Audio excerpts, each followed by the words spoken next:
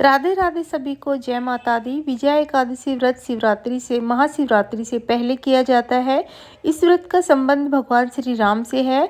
इस व्रत में भगवान श्री राम ने सीता जी को वापस लाने के लिए और समुद्र पार करने के लिए विधि पूर्वक किया था।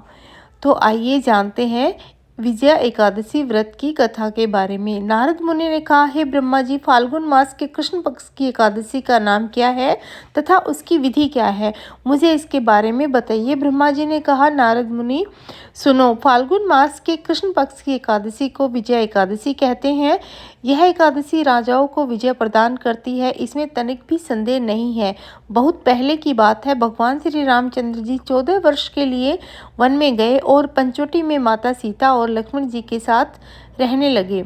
वहां रहते समय रावण ने चपलतावश श्री राम की तपस्विनी पत्नी सीता को हर लिया। उस दुख से श्री राम व्याकुल हो उठे।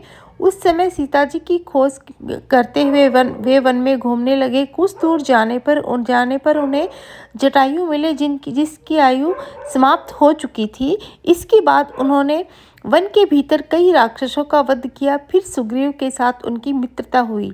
तत्पश्चात श्री राम वानरों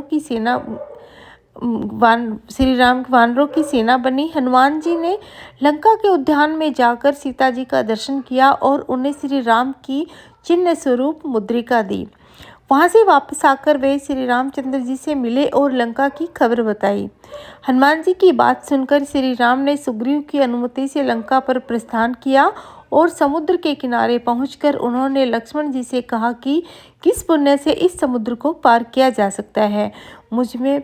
मुझे कोई ऐसा उपाय नहीं दिखाई देता जिससे इसको सुगमता से पार किया जा सके। लक्ष्मण बोले, महाराज, आप ही आदिदेव और पुराण पुरुष पुरुषोत्तम हैं, आपसे क्या छिपा है। यहाँ द्वीप के भीतर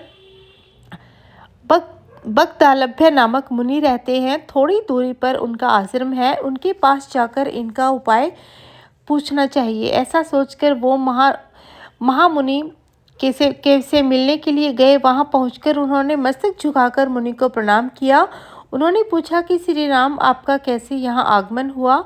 श्री राम ने कहा कि आपकी कृपा से राक्षसों सहित लंका को जीतने के लिए सेना के साथ समुद्र पार किया जा सके, ऐसा कोई उपाय बताइए, मुझ पर कृपा कीजिए।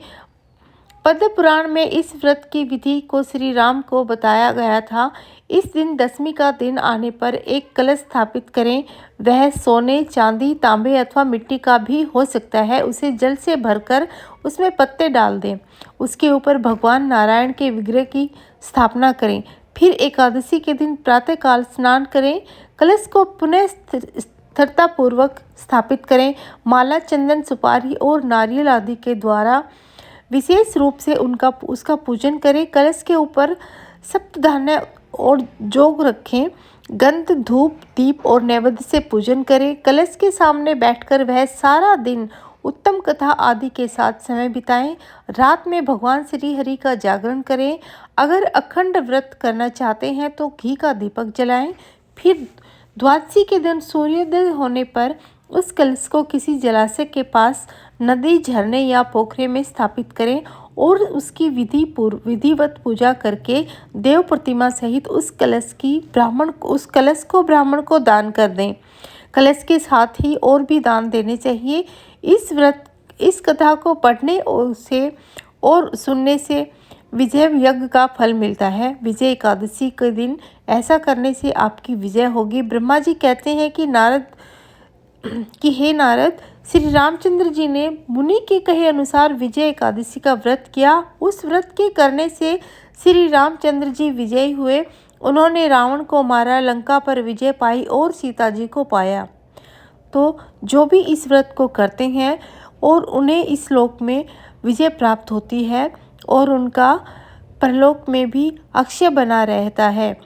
राधे राधे।